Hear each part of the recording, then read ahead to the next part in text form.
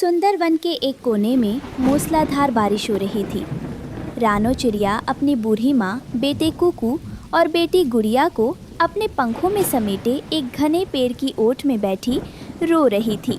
उसके पति टुन्नू चिड़े ने शहर की एक अमीर चिड़िया के चक्कर में आकर अपनी बीवी रानो चिड़िया और मासूम बच्चों को घर से धक्के मारकर निकाल दिया था। माँ, आप चिंता मत करो, जब तक मेरे शरीर में जान है मैं अपने बच्चों और आपको भूखा नहीं सोने दूंगी।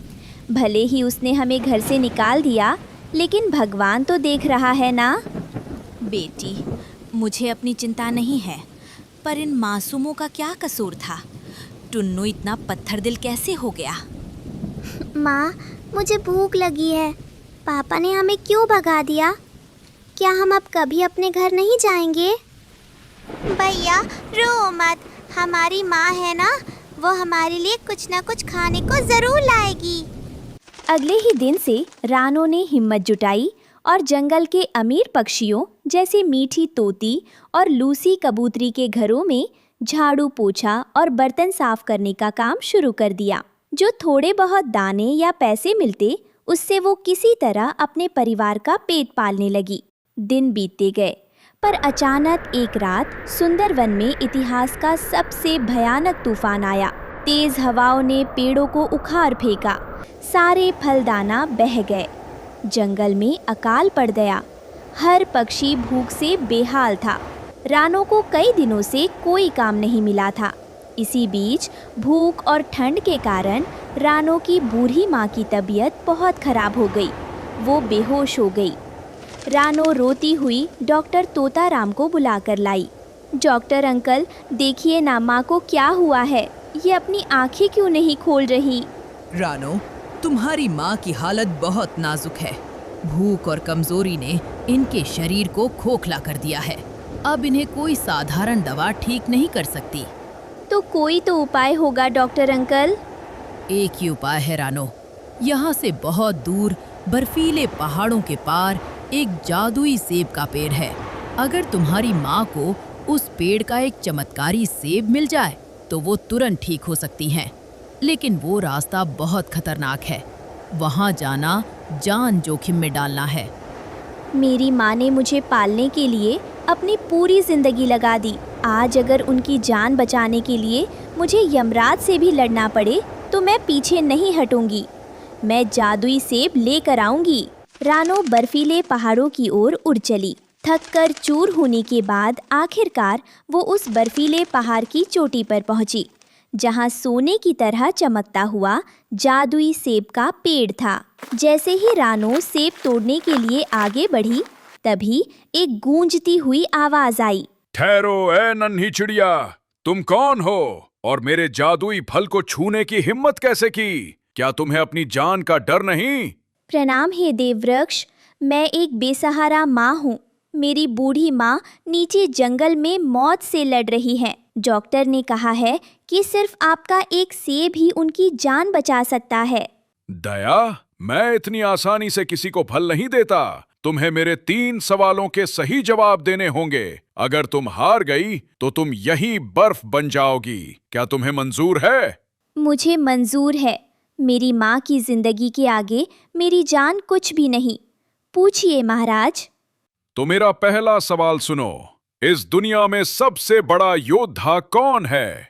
एक माँ अपने बच्चों और परिवार के लिए पूरी दुनिया से लड़ सकती है, हर दर्द सह सकती है। इसलिए माँ से बड़ा कोई योद्धा नहीं। उचित उत्तर।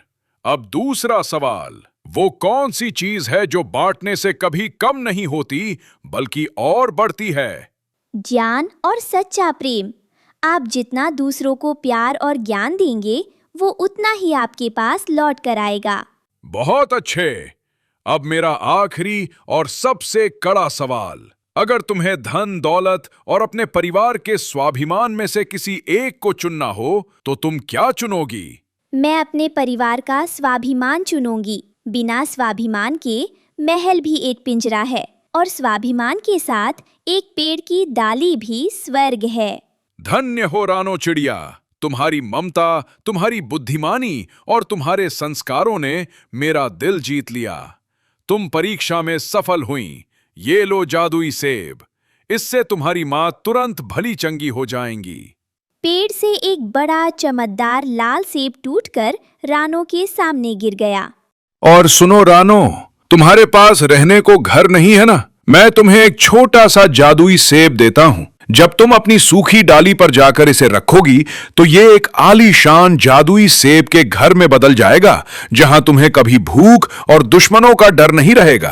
आपका कोटि कोटि धन्यवाद हे देव। आपने मेरे परिवार को जीवन दान दे दिया। रानो अपनी चोंच में बड़ा जादुई सेब और अपने पंजों में छोटा जादुई सेब का घर दबाकर तेजी से सुंदरवन की तरफ वापस उड़ रही थी। लेकिन तभी रास्ते के एक घने पेड़ पर बैठे कालू कौवे और उसके दोस्त जग्गू कौवे की नजर उस चमकते हुए सेब पर पड़ी। अरे जग्गू, देख देख, वो रानो चिड़िया की चोंच में क्या है? वो सेब तो सोने की तरह चमक रहा है। हाँ भाई कालू, ये तो कोई साधारण सेब नहीं लगता। इसे खाकर तो हम अमर हो जाएंगे। चल, इससे छीन लेते हैं। दोनों कौवे काव काव करते हुए रानो के आगे आकर उड़ने लगे और उसका रास्ता रोक लिया। ए रानो चिड़िया, रुक, कहाँ भाग रही है? ये चमकीला सेब चुपचाप हमारे हवाले कर दे, नहीं तो तेरे पंख नोच डालेंगे। नहीं, ये मेरी माँ की दवाई है। दूर हटो मेरे रास्ते से। अरे बढ़ियाई माँ की दवाई वाली, चुपचाप दे इसे। जग्गू कौवे ने रानो के पंख पर चोंच मारी।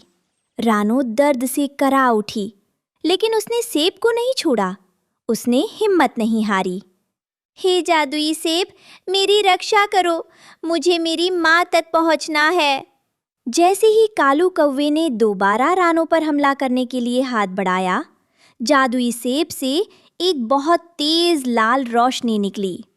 हाँ, अरे बाप रे, मेरी आंखें, मुझे कुछ दिखाई नहीं दे रहा। जग्गू, भागो कालू भाई, इस चिड़िया के पास कोई जादुई शक्ति है, हम अंधे हो जाएंगे। दोनों कौवे डर कर भाग खड़े हुए। रानो घर पहुंची। माँ की सांसें बहुत धीमी चल रही थी। रानो ने तुरंत जादुई सेब का एक टुकड़ा तोड़कर माँ के मुंह में डाल दिया। जैसे ही जादुई सेब का रस बूढ़ी माँ के गले से नीचे उतरा, उनके चेहरे पर रौनक लौट आई।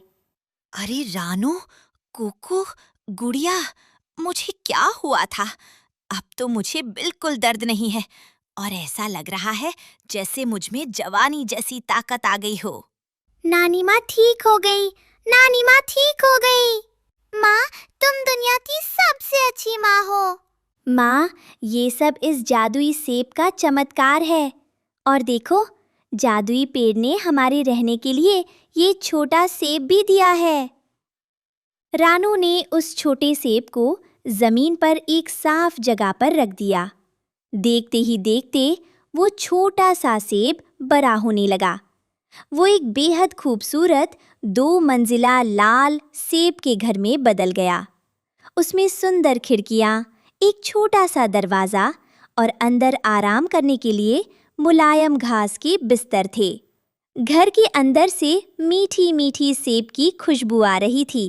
सबसे बड़ी बात ये थी कि उस घर की दीवारों से हमेशा खाने के लिए मीठे और ताज़े सेब निकलते रहते थे, जिससे उन्हें कभी भोजन की कमी नहीं होने वाली थी। वाह माँ, ये घर तो बहुत सुंदर है।